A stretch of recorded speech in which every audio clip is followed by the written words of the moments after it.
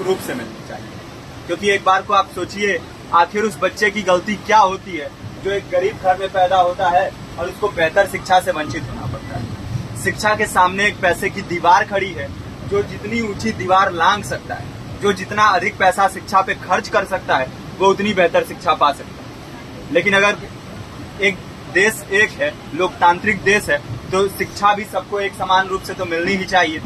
आज परिस्थिति ये है कि एक तरफ तो प्राइवेट स्कूल हैं जो लूट के अड्डे बने हुए हैं, वहां पे आप एडमिशन कराने जाएंगे तो सिर्फ एडमिशन के नाम पे ही आपको 10,000 20,000 रुपए देना होगा। और कमीशन खोरी का ऐसा धंधा है कि कॉपी, किताब, टाई, बेल्ट, ड्रेस, जूता कहाँ से खरीदना है ये आप नहीं तय करेंगे वो प्राइवेट स्कूल वाले। यानी आम लोगों की मेहनत की आखिरी कौड़ी उनके जेब से वसूल लेना चाहते हैं। और दूसरी तरफ सरकारी स्कूलों में न तो पर्याप्त टीचर है, न पर्याप्त बिल्डिंगें हैं।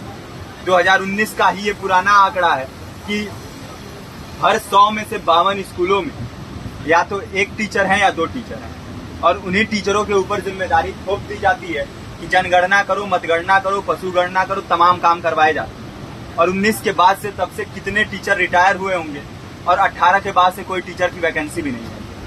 आप खुद भी सोच सकते हैं ये परिस्थिति और कितनी बिगड़ी हो। इसीलिए हम लोग ये मांग उठा रहे हैं, चाहे कोई राष्ट्रपति का बच्चा हो या किसी मजदूर का, सबको शिक्षा एक समान मिलनी चाहिए और निःशुल्क रूप से मिलनी चाहिए। प्रेमचंद ने अपने दौर में भी कहा था कि एक सभ्य समाज में ऊंची से ऊंची तालीम मुफ्त होनी चाहिए और इसका पूरा खर्च गवर्नमेंट को उठाना चाहिए, क्योंकि हमारे देश को फौज से ज्यादा आवश्यकता तालीम की है। और शिक्षा से जुड़ता हुआ ही दूसरा मुद्दा हम लोग उठा रहे हैं।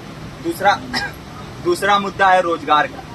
रोजगार की परिस्थिति ये है कि आज सरकारी सेक्टर हो या प्राइवेट, सब कुछ ठेका संविदा के हवाले किया जा रहा है। परमानेंट नौकरियां लगातार घटाई जा रही है। इसी रेलवे में 1995 के आसपास लगभग 18.5 लाख कर्मचारी काम करते थे, लेकिन आज उनकी संख्या 12 लाख थी। आप खुद भी सोच सकते हैं कितने बड़े पैमाने पे परमानेंट पदों को घटाया जा रहा है। और आज आलम ये है, एक तरफ लाखों पद खाली पड़े हैं, फिर भी कोई वैकेंसी नहीं निकलती। जो वैकेंसियां निकलती हैं उनमें भ्रष्टाचार होता है, पेपर लीक हो जाते हैं। RO, UP police, BPSC, SSC, CGL, ऐसे तमाम पेपर लीक हो चुके हैं, आप लोग भी जानते ही हैं। अभी नीट की धांधली में ये पता चला कि एक एक पेपर 30 लाख से 50-50 लाख रुपए में बेचा गया। हम और आप तो ये पैसा नहीं दे सकते। पूरी की पूरी कारस्तानी सरकार, प्रशासन, शिक्षा माफियाओं की होती है। और भुगतता कौन है? आम घरों के लोग, जो लोग सालों साल तैयारी करते हैं, दिन भर में 10-10 घंटे, 12-12 घंटे पढ़ते हैं। और इतनी कड़ी मेहनत के बाद, सालों साल की मेहनत के बाद उनके हाथ लगती है तो सिर्फ हताशा, निराशा, अवसाद। बहुत से छात्र नौजवान जो इस बेबसी में, इस डिप्रेशन में नहीं जी पाते, आत्महत्या तक के कदम उठा लेते हैं। लेकिन ये देश की विडंबना है कि टीवी चैनल, अखबार, मीडिया, नेता, मंत्रियों के लिए कहीं ये कोई मुद्दा नहीं है। उनके लिए मुद्दे हैं तो जाति, धर्म, रंग, नस्ल, अगड़ा पिछड़ा।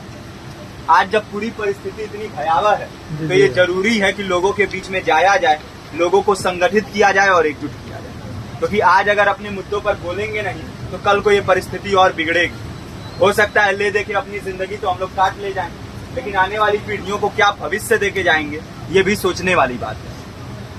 हमारे साथी ने आपको पर्चा दिया है, पर्चा आप तक पहुंच गया है।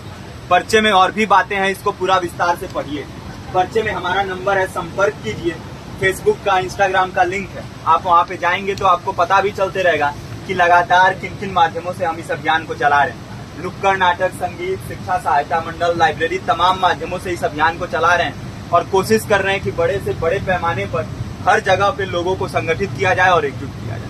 आपके बीच भी आए हैं, आपका साथ और सहयोग दें। साथ इस रूप में कि आप भी हमारे इस कारवां और इस मुहिम से जुड़िए।